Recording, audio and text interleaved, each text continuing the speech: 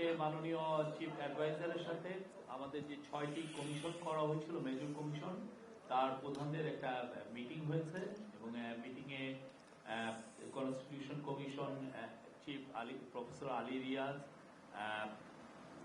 Judicial কমিশনের chief justice Shah Muminur Rahman, আর নির্বাচন কমিশন নিয়ে যিনি চিফ বদিউল আলম মজুমদার, পুলিশ কমিশনের chief Sarfaraz Hossain, anti corruption কমিশনের চিফ নিয়ে রিফর্ম কমিশনের চিফ ডক্টর ইফতেখারুজ্জামান এবং জনপ্রশাসন চিফ আব্দুল মুহিত চৌধুরী ছিলেন এবং বিচারপতি এমদাদুল হক এবং জুডিশিয়াল কমিশনের আরেকজন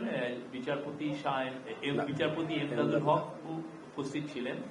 আর মাননীয় অ্যাডভাইজারদের মধ্যে ছিলেন আসিফ নজরুল এবং আদিলুর রহমান খান। এখন স্যার কিছু বলবেন। ধন্যবাদ। আসলে আজকে এটা খুব গুরুত্বপূর্ণ মিটিং ছিল। কমিশন প্রধানদের সাথে আপনাদের অলরেডি নাম বলা হয়েছে, ওনাদের সাথে আমাদের প্রধান উপদেষ্টা ডক্টর মোহাম্মদ ইউনুস এবং জাতীয় ঐক্যমত্য কমিশনের প্রধান ডক্টর মোহাম্মদ ইউনুস একটা বৈঠক করেছিলেন সংস্কার কাজের অগ্রগতি সম্পর্কে জানার জন্য। সেখানে কিছু ডিসিশন হয়েছে, এটা আপনাদের জানাচ্ছি। যে সংস্কার কমিশনগুলোর পূর্ণাঙ্গ রিপোর্ট আমরা আশা করছি 8 ফেব্রুয়ারি প্রকাশ করা হবে। 8 ফেব্রুয়ারি একই সাথে এই সংস্কার কমিশনের প্রধানরা মিলে আশু করণীয় কি আছে, সংস্কার কার্যের ক্ষেত্রে আশু করণীয় কি আছে, মধ্যমেয়াদে কি আছে, বা ভবিষ্যতে নির্বাচনের পরে যদি তারা কিছু করতে চায় সেটা কি আছে, সেটা 6টা কমিশন মিলে একটা সর্বসম্মত সুপারিশনামা পেশ করবেন 8 ফেব্রুয়ারিতে। এই সুপারিশনামা এবং কমিশনগুলোর রিপোর্ট আমরা সকল রাজনৈতিক দল এবং আমাদের জুলাই গণ অভ্যুত্থানের পক্ষের শক্তি যারা আছে তাদের কাছে পৌঁছে দিব সেদিনই।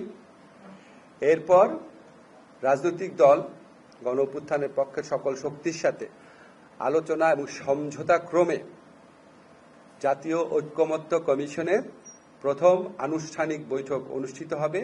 আমরা আশা করছি এটা ফেব্রুয়ারির মাঝামাঝি সময় অনুষ্ঠিত হবে এবং এটা রাজনৈতিক দলগুলোর সাথে কথা বলেই ডেটটা ঠিক করা হবে।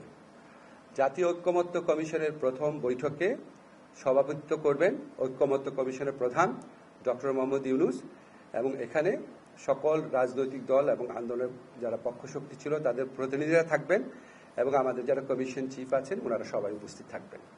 এটাই আজকে মোটামুটি অগ্রগতি।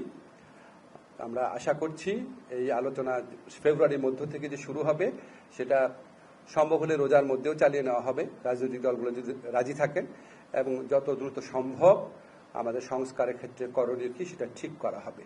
এবং আপনাদেরকে আগেই বলা হয়েছে, আমাদের প্রধান উপদেষ্টার প্রেস সচিব বলেছেন যে এই 6টা কমিশন গঠন করাই হয়েছিল যে সুষ্ঠু নির্বাচনী পথে আমাদের উত্তরণকে সামনে রেখে সুষ্ঠু অবাধ নির্বাচন এবং সাথে সাথে এসেনশিয়াল কিছু রাষ্ট্র সংস্কারের প্রশ্নের মীমাংসা করার জন্য। বাকি কমিশনগুলোও কাজ করছেন, কিন্তু এটার সাথে এই কমিশনগুলো প্রথমে গঠিত হয়েছিল। এই কমিশনগুলো সম্পর্কে এই কমিশনগুলোর প্রধানদের নিয়ে আজকে বৈঠকটা হয়েছে। মোটামুটি এটাই আজকে বলার বিষয় ছিল। আপনাদের যদি এই সংক্রান্ত কোনো প্রশ্ন থাকে করতে পারেন।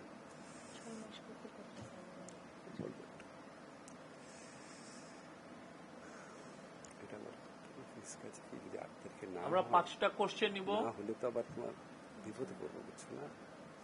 তখন 6 কমিশন না, প্রশ্ন করতে আগ্রহী লোকজন দেখা যাচ্ছে না।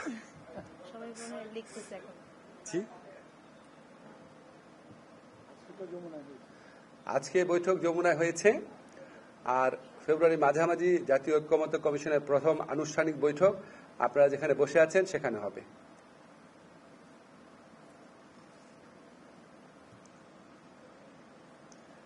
জি বলেন। বৈঠক অনুষ্ঠিত হবে সেখানে সংবিধান সংস্কার কমিশনের যিনি প্রধান আছেন তিনি তো সেই কমিশনেরও সম্ভবত সেকেন্ড ম্যান প্রফেসর ইউনুস। তো সংবিধান বিষয়ে আসলে কি আশু আপনাদের সুপারিশ দেওয়া হবে বলে আপনি ধারণা করছেন বা কোনো আলোচনা হয়েছে কিনা? মানে সংবিধান কি পুনর্লেখন করা হবে নাকি সংবিধান? আমি একটা জিনিস আপনাদের বলি, আমাদের যে 6টা কমিশন আছে এই 6টা কমিশনের কার্যক্রম তো 8 তারিখে শেষ হয়ে যাচ্ছে। 8 তারিখে রিপোর্ট প্রকাশ হওয়ার সাথে সাথে শেষ হয়ে যাচ্ছে, ঠিক আছে? 8 তারিখ থেকে জাতীয় ঐক্যমত্য কমিশনের যাত্রা শুরু। তো আলী রিয়াদ সাহেব যখন 8 তারিখের পর মধ্য ফেব্রুয়ারিতে আলোচনায় বসবেন, তখন উনি সংবিধান কমিটির প্রধান হিসেবে বসবেন না, জাতীয় ঐক্যমত্য কমিশনে যিনি আপনার ভাইস চেয়ারম্যান হিসেবে বসবেন।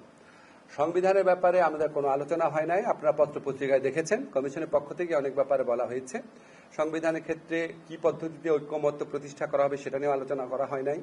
বাট আমরা জানি সংবিধান নিয়ে বিভিন্ন পদ্ধতিতে ঐক্যমত করা সম্ভব।